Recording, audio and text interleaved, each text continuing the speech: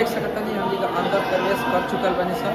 अब मंदिर में ढुकत तनी सर, कुछ देर में अब जल चढ़ाएम सर। यहाँ भीड़ तो ज़्यादा कुछ नहीं थे, आज शुक्रवार के दिन है, लेकिन अंदर कुछ लोग पूजा कर रहा है, दिखा रहा है अंदर अंदर चलिए अंदर हम लोग जल चढ़ा रहा है। फिर से देखी लोग लाइव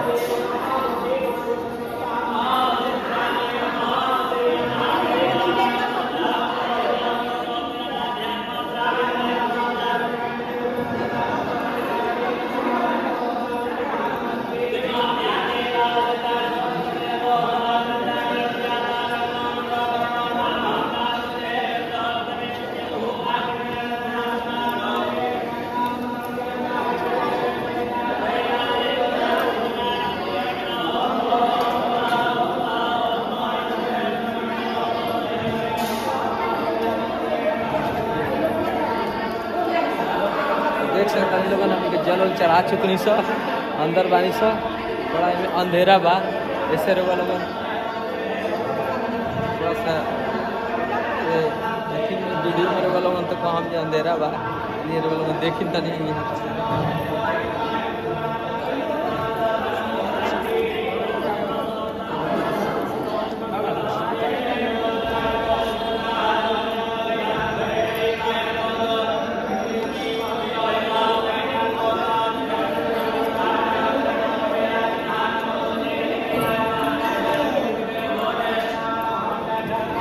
जय भोले शंकर आओ भगवानी पैसा मानी लोग आशा करते हैं लोग अच्छा होगा। और देखिए केसरिया केसरनाथ बाबा के जल चढ़ा के अभी हमने का अंदर से निकला तनी सब चढ़ चुकल बा। अब हमनी के यहाँ से निकलत नहीं काहे से बहुत ज़्यादा यहाँ भीड़ हो रहा बा। धीरे धीरे आज शुक्रवार हीरो वालों के आशीर्वाद से आज यहाँ हमने पहुँच गई हैं सब। भीड़ तक कुछ ज़्यादा नहीं है, लेकिन अभी मेला बहुत अच्छा लागल बा। बहुत ज़्यादा मंदिर के नज़ारा रगल देख सकता नहीं। देखिए लोग ऐसे तो जल अर्घा से यहाँ अर्घा पर भी आता है, जल अर्घा पर भी आता है, लेकिन हम का अंदर भी जाके जल देखिए भीड़ मैंने अभी नहीं खेले, लेकिन फिर थोड़ा देर में हो जाए तो अर्घा यहाँ लगावल बा लोग देख सकता है। लेकिन हम लोग अंदर जाने का लोग देखे अभी बाहर निकलनी है सर। देखिए भीड़ तो अभी कुछ खास नहीं किए, लेकिन फिर थोड़ा देर में हो जाए लिए कि बहुत सारा गाड़ी उनसे आ रहा है, मेला में बहुत सारा भीड़ हो रहा बा। इससे हम लोग सोचता नहीं जब हम यहाँ से निकल जाए। हाँ देख सकता नहीं। देखिए लोग यहाँ के नज़ारा लोग देख सकता नहीं।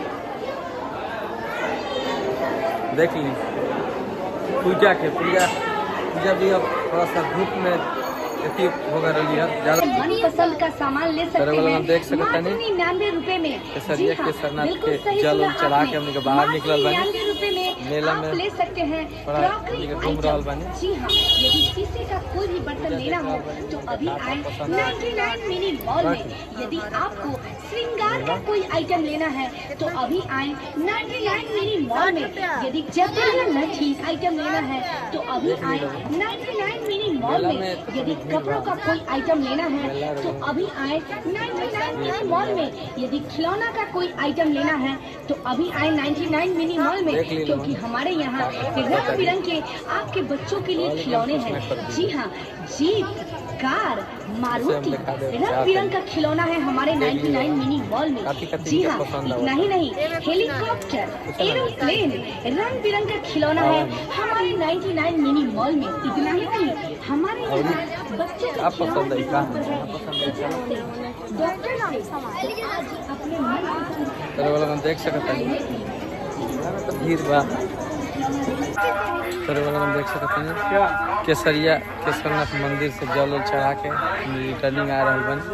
मेला लगा हुआ, मेले में घूमते फिरते हम लोग आ रहे बन।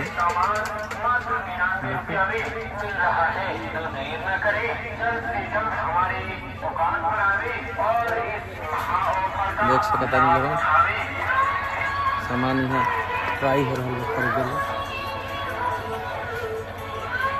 देख लीजिए। लिपस्टिक बहुत सुंदर सुंदर है यहाँ पे, यहाँ बात के सुंदर है बहुत।